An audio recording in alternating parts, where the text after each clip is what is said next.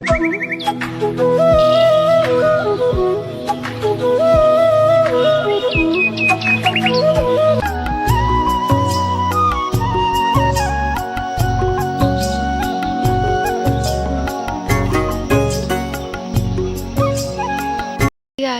আপনাদের সবাইকে স্বাগত মধু লাইফস্টাইলে। আমি মধু, আপনারা দেখছেন মধু লাইফস্টাইল। গুড মর্নিং সবাইকে। আজকে ব্লগটা শুরু করছি সকালবেলা থেকে। সকালে আমার কিছু নেই, সেই একই চিন্তা, একই ভাবনা। সকালবেলা উঠে বসে পড়েছি, ব্রাশ নিয়ে মুখ দিয়ে আবার পড়াতে বসবো। তারপরে কি করবো? ভিডিও করতে হবে না? ঠিক আছে, দেখা যাবে। আপনারা দেখতে থাকুন আমি সারাদিনে কি করি, আমার বোরিং লাইফস্টাইল।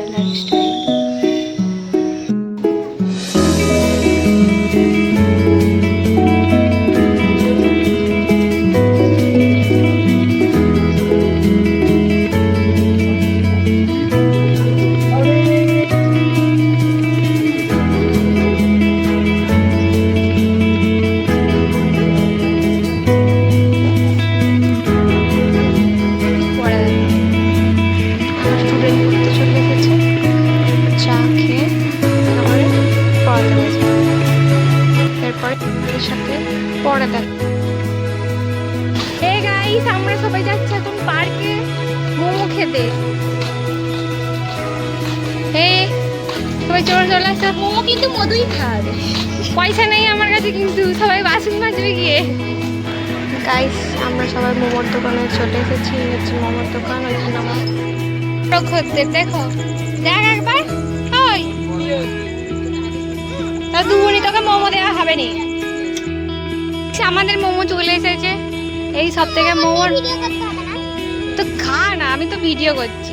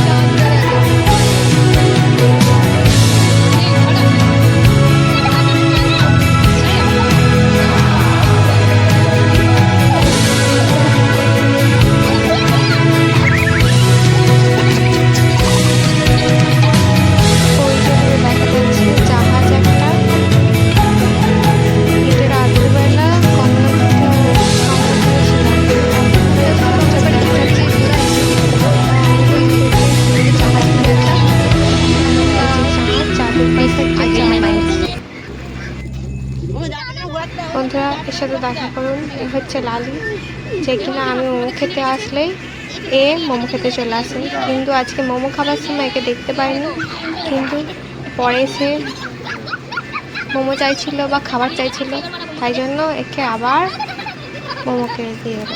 কিন্তু একে যে বিস্কুট খাওয়াচ্ছি, এর সাথে আরও কুত্তাগুলো বিস্কুট খাবার জন্য ছটফট করছে। কি আর করবো, একেই দিতে হবে, কারণ ওই কুত্তাগুলো তো মোমো খেলো, তাই না?